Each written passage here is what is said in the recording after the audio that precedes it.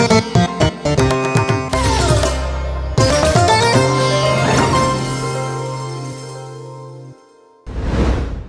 प्रिय माने प्रभु जीशुଙ୍କ नामरे प्रत्येकଙ୍କୁ अभिनंदन जणाउछि।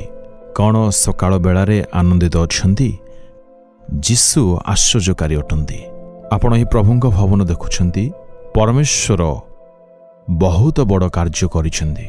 एहा पूर्वरो एहा नड़िया खेत थिला, किंतु ईश्वरଙ୍କ महिमा पाई गोटे व्यक्ति आसिले ए समस्त क्षेत्र को से निजे क्रय कले एवं कहिले तुम्हें माने एठारे ईश्वरଙ୍କ पाई भवन तैयारी कर। आपण ए गृहर सामना पटको देखा पारुछंती। बहुत सुंदर अछि ना? ए जाए संपूर्ण कार्य होई पारि नाही, आउ खंडे जगार आवश्यक अछि। परमेश्वर ताहांको इच्छानुसार ताहा संपन्न करिवे। बेले बेले परमेश्वर आपण कार्य विलंब करती, से सबको आम्भमानंकु बुझिबाकू पड़ी थाए। परमेश्वर आपण इच्छानुसार कौन से कार्य विलंब कले ताहा मंगल होता है। आज एक भक्तंकर सुंदर प्रार्थना संबंधरे गीत संहिता 94:18 पदरे मोहर पाद खसी जाउछि बोली कहिबा बेले, हे सदा प्रभु तुम्भर दया मते धरी रखिला। केही केही बेले बेले परि कहंती मोहर पाद खसी जाउछि। आउ कहंती आमे बाथरूम को जाइथिलु, खसीगला, गड़र हाड़ भांगिला, आमे हॉस्पिटल रे अछु। गड़ खसिला परे आमे मेडिकल को जाइछु, वर्तमान से बिछोणार अछंती। आउ केही केही कहंती आमे माने पूरी रास्ता रे जाउथुलु, जानि पारिलु नाही, पानी थिला पड़ीगलु, वर्तमान गड़रे बहुत आघात लागिउछि। एहार अर्थ प्रत्येकंक जीवन रे केबे नहले केबे गड़ खसी जिबार अनुभूति प्रत्येके निश्चय पाइथिबे।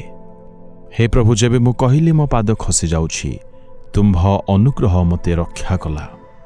हे परमेश्वर, जेबे मोहर पाद खसीबा उपरे ही थिला, तुम्भे अपना पराक्रम बाहु द्वारा मते पतन ठारू रक्षा कल। जदि आमे समीक्षा करिबा, अनेक थर आम्भे माने अपना आत्मिक जीवन रे पतन होइछु। आमे निजे निजको परीक्षा करिबा उचित। बेले बेले काम रे आमे माने खसी जाऊ, बेले बेले परिवार रे खसी जाई थाऊ, पुणी बेले बेले सेवा कार्य रे मध्य। केही केही कहंती मो भल रे आगको बढ़ुथली, किंतु हठात मोर पतन होइगला।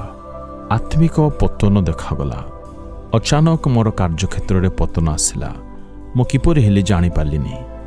पाद खसी जाउथबा समय रे पड़ी जिबा बेले हठात केही आमको जदि धरन्ते केते भलो होंता, किंतु जानिबा दरकार परमेश्वर नित्य संभाळंती। हे प्रभु, मो आत्मिक जीवन रे पतनर स्थिति दे गति करुछि। जीवन रे बहुत क्षति देखुछि, कौन करिबी जानि पारु नाही। सही समय रे परमेश्वर आपणा महाअनुग्रहरु आम्भमानंक पतन स्थिति आम्भमानंक रक्षा करी से निजर सांत्वना आमको दियंती। यह प्रभुंक अनुग्रह अटे। एक भक्त आपणा जीवन संबंध रे कहउछंती, हे प्रभु, जेबे मोर पाद खसी जाउथुला, तुमे मते रक्षा कल, बंचाइल। आज पतनर स्थिति आमे पहुंचिछु। एणु प्रभु आज कथा हेले, आज एपरि स्थिति रे पहुंचिछु, प्राय पड़ी जिबा उपरे, किंतु परमेश्वर आम्भमानंक सांत्वना दे कहंती, आम्भे संभाळिबा, आम्भ अनुग्रह तुम्भ पई यथेष्ट। परमेश्वर कहते नित्य तुम्भे आम स्मरण रे रही अछ। पितरंक जीवन संबंध रे आपण देखि पारिबे, जेबे से पानी रे चालुथिले भय सकाशु खसी गले एवं भय रे से डाकिले, आउ तत्क्षणात प्रभु जीशु ख्रीष्ट तांको रक्षा कले।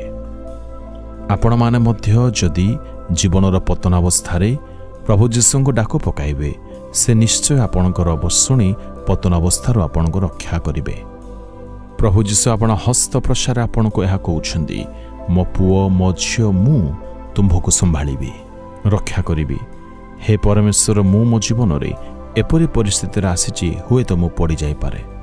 पड़ी जिबा पूर्वरु हे दयाळु प्रभु, मु निजको समर्पण करूछि। बापा, मते दया करी तुम्भे रक्षा कर। तुम्भे मते निश्चय संभाळी रक्षा करिवो।